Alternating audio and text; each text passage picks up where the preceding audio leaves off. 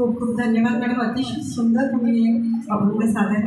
तसंच आमचा हा दादा आवाज दादा, धन्यवाद. माझा दादा, त्याला मी पण स्टेजवर इथे बोलवते. बघूया बेटा.